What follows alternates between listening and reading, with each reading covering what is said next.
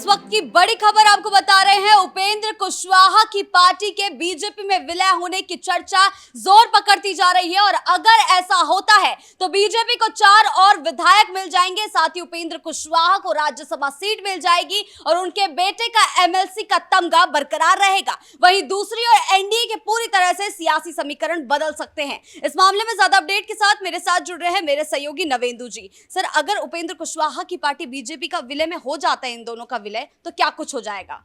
देखिए, जब राज्यसभा चुनाव को लेकर 5वीं सीट को लेकर एनडीए के भीतर मंथन चल रहा है, उस दौर में बहुत बड़ी खबर आई है कि उपेंद्र कुशवाहा की पार्टी आरएलएम का विलय बीजेपी में हो सकता है। ऐसी खबरों ने बिहार में पिछले 2-3 दिनों से हड़कंप मचा रखा है और दिल्ली में उपेंद्र कुशवाहा की लगातार मुलाकात हो रही है।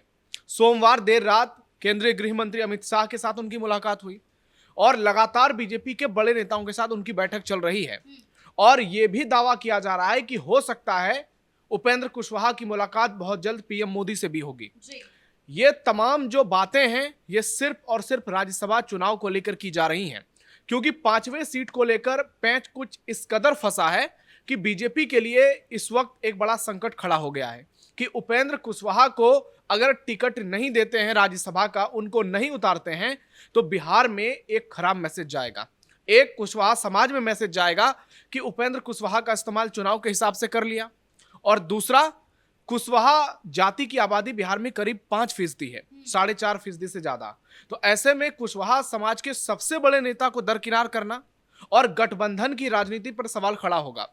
तो ऐसे में बीजेपी के भीतर से यह प्रस्ताव दिया गया कि उपेंद्र कुशवाहा, आप अपनी पार्टी का मर्जर हमारी पार्टी में कर लीजिए, सारा मामला ही ठीक हो जाएगा। उसके बाद एक ओबीसी चेहरा हो जाएंगे, कुशवाहा समाज के एक चेहरा हो जाएंगे। हालांकि बीजेपी के पास सम्राट चौधरी हैं जो कुशवाहा जाति के नेता हैं, लेकिन आज भी कई लोग जो सियासी एक्सपर्ट्स हैं वो कहते हैं कि सम्राट चौधरी अपनी जगह है, लेकिन उपेंद्र कुशवाहा का कुशवाहा जाति में एक बड़ा प्रभाव है और कुशवाहा समाज आज भी उनको अपना सबसे बड़ा नेता मानता है।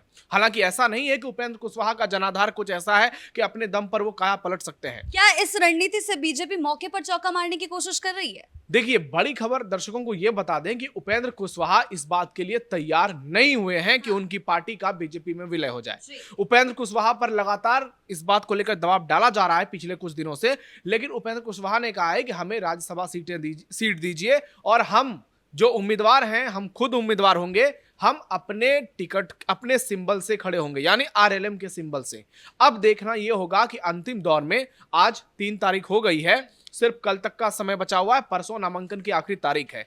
ऐसे में आज आपको आज शाम से लेकर कल तक ये सुगबुगाहट समझ में आने लगेगी कि एनडीए से कौन राज्यसभा जाएगा और कौन नहीं जाएगा, चाहे जेडीयू हो, बीजेपी हो। तो ऐसे में उपेंद्र कुशवाहा का विलय होगा कि नहीं उनकी पार्टी का, ये एक सस्पेंस बरकरार है। सर, लेकिन जिस तरीके का ये सस्पेंस बरकरार है, आगे अगर ऐसा कुछ होता है तो क्या असर पड़ेगा एनडीए पर? देखिए, विलय होता है तो असर कुछ भी नहीं पड़ेगा। अगर निगेटिव परिप्रेक्ष्य में देखें तो कुशवाहा आएंगे, बीजेपी और मजबूत होगी। कुशवाहा समाज जो कि कभी कभी छिटक जाता है पार्टी से, जैसा कि हमने लोकसभा चुनाव में देखा 2024 में, वहां पर बीजेपी एनडीए करीब 10 सीटों पर चुनाव हार गई और उन सीटों पर चुनाव हारी जो मगध के इलाके के सीट थे।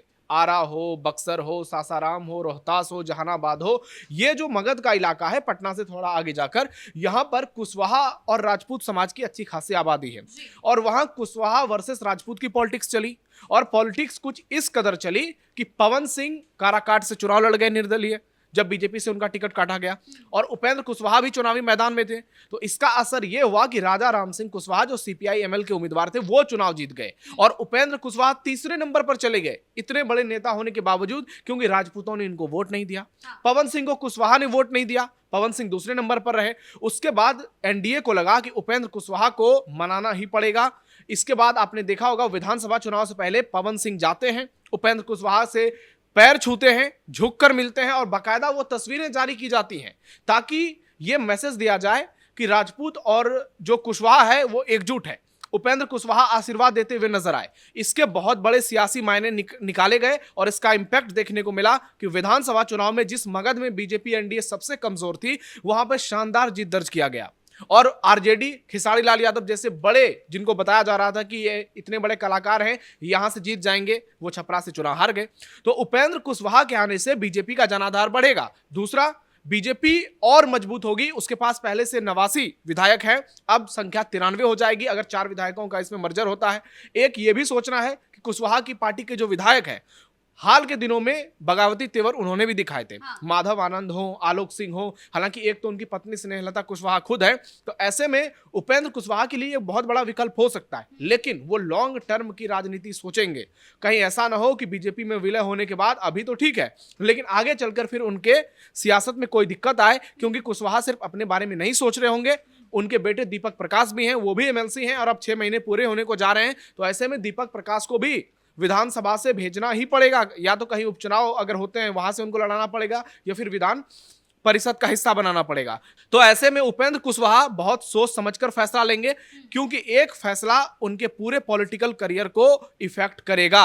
और यहां पर बीजेपी इसलिए इंपॉर्टेंट हो जाती है क्योंकि बीजेपी को अगर मान लीजिए कुशवाहा का विलय हो जाता है तो तीसरी सीट पर उपेंद्र कुशवाहा उम्मीदवार हो जाएंगे, 5 में से 3 सीट बीजेपी के पाले में आ जाएगी। तो ऐसे में बीजेपी बिहार में और ज्यादा मजबूत होगी। लेकिन देखना यह होगा कुशवाहा क्या मानते हैं, क्या वो आरएलएम का मर्जर करवाते हैं। हालांकि अगर इतिहास पे गौर करें तो उपेंद्र कुशवाहा की पार्टी का पहले भी मर्जर जेडीयू में हुआ था।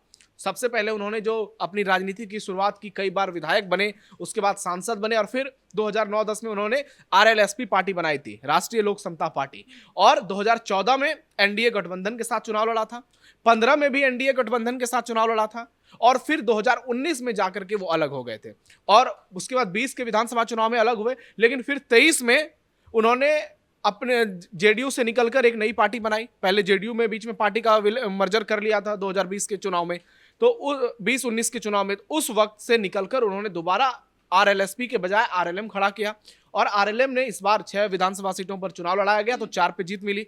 तो ऐसे में उपेंद्र कुशवाहा बिहार की राजनीति में एक फैक्टर हैं, एक प्रोफेसर के तौर पर, एक विधायक के तौर पर, और उपेंद्र कुशवाहा ने बिहार के लिए भी आवाजें उठाई है, उनके कुछ काम भी बिहार में बोलते हैं।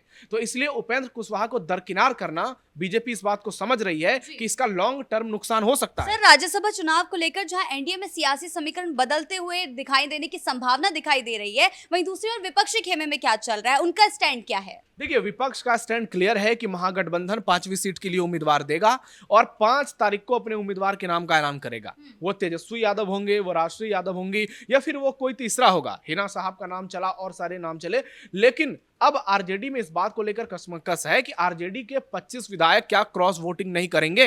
बाकायदा लालू आवास पर सबके हस्ताक्षर लिए गए हैं, यानी आरजेडी को इस बात का डर लग रहा है कि अगर उनके विधायक क्रॉस वोटिंग करते हैं तो ना सिर्फ वो चुनाव हारेंगे बल्कि भारी बेइज्जती हो जाएगी, क्योंकि तेजस्वी यादव के राष्ट्रीय कार्यकारी अध्यक्ष बनने के बाद ये उनकी पहली परीक्षा होगी।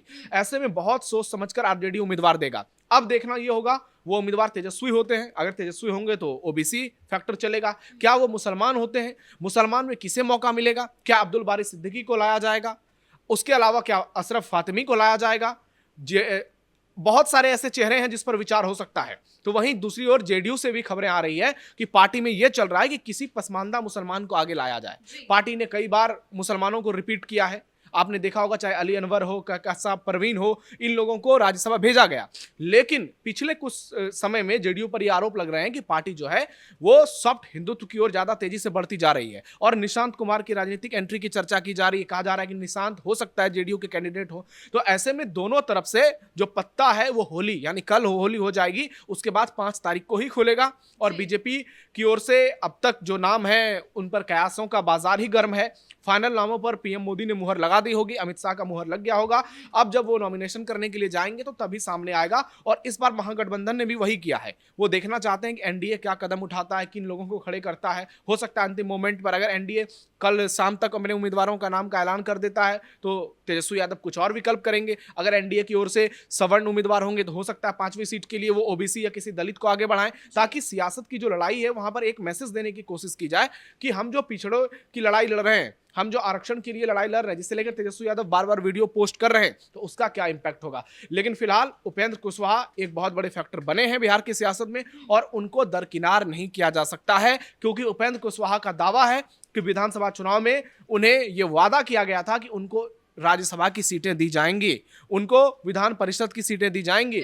ऐसे में हालांकि इसका दूसरा पहलू है, परिवारवाद को लेकर भी कुशवाहा पर निशाने साधे जाएंगे कि वो खुद ही क्या बोलते हैं राज्यसभा में जाएंगे, उसके पहले मंत्री रहे हैं, हाँ। बेटे भी अब मंत्री बन चुके हैं, पत्नी भी विधायक है, तो पूरा परिवार राजनीति में इन्वॉल्व हो चुका है। तो ऐसे में उपेंद्र कुशवाहा के लिए परिवारवाद को लेकर भी जवाब देना ही पड़ेगा। लेकिन आप देखिए बिहार की सियासत में चिराग पासवान परिवारवाद, सम्राट चौधरी वो भी उसी के शिकार हैं, तमाम पार्टियां हैं, जीतन राम मांझी हैं, तेजस्वी की पार्टी आरजेडी है, यहां तक कि जेडीयू में भी निशांत की बातें चल रही है। तो आजकल अब लगता है कि परिवारवाद की बात जो लोग कर रहे हैं वही बेवकूफ है, हम आप ही बेवकूफ है, क्योंकि परिवारवाद को लेकर कोई पार्टी सीरियस ही नहीं है। सबको लग रहा है कि अपने बेटे को बढ़ाओ, अपनी बहू को बढ़ाओ, अपने माँ बाप को बढ़ाओ, भाई को बढ़ाओ।